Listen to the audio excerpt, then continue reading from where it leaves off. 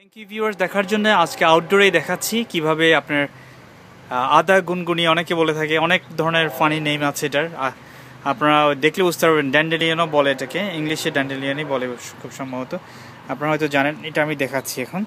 এটার চাটনি কিন্তু আপনার পেটের জন্য খুবই ভালো। অনেকে বলে যে এটার হার্বাল কোয়ালিটি আছে, এটা হিলিং একটা কোয়ালিটি আছে। আমি কাছ থেকে দেখাই তখন আপনারা বুঝতে পারবেন এটা কী দেখাচ্ছি। আদা গুনগুনি, বাংলাদেশে অনেকে আদা দেখছেন, এটা খুব ঘাসের মতো একদম ছোট ছোট হয়।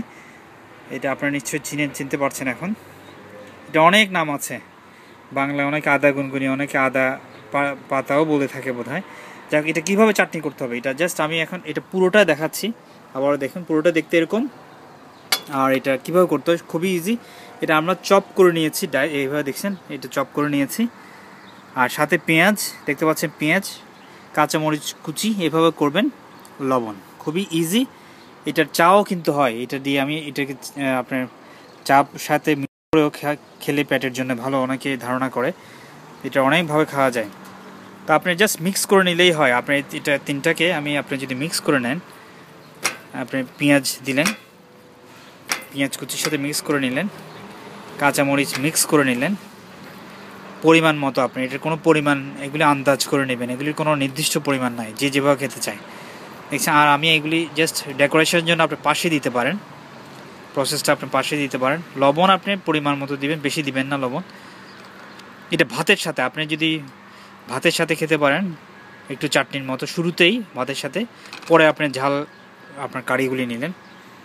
দেখছেন, এটা দেখতে ভালোই দেখায়। এর সাথে আপনি ডেকোরেশনের জন্য কিছু এদিক ওদিক কিছু করতে পারেন। পেটে যদি আপনার, আমি যতটুকু জানি যে এটা ডায়রিয়া বলুন, আমসা বলুন, ডিসেন্ট্রি, ডায়রিয়া, যাই হোক না কেন, এর সাথে নাকি খেলে খুবই ভালো। তারপরে ডেকোরেশনের জন্য আপনি এভাবে পুরো পাতাগুলি আপনি ছড়িয়ে দিলেন চারপাশটায়, দেখছেন। আপনি আপনার মতো করে পুরো পাতাগুলি চারিদিকে ছড়িয়ে দিন। আর এভাবে ড্যান্ডেলিয়ান চাটনি বা আদা গুনগুনি চাটনি, যে যাই বলুন, খুবই পেটের জন্য ভালো। আর পরে লবণের একটু ছিটকে দিন, আমি দিয়েছি যেভাবে। হয়ে গেল আপনার আদা গুনগুনির চাটনি। Thank you viewers, thank you for watching. চারিপাশ থেকে দেখেন।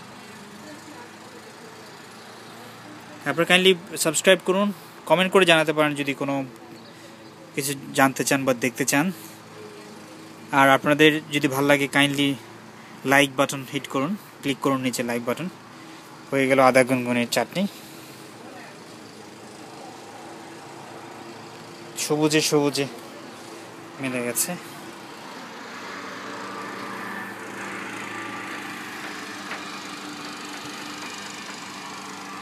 Thank you viewers, thank you for watching. এখন ভালো দেখা যাচ্ছে, আপনারা দেখুন, এটা ভালো মতো দেখা যাচ্ছে এখন।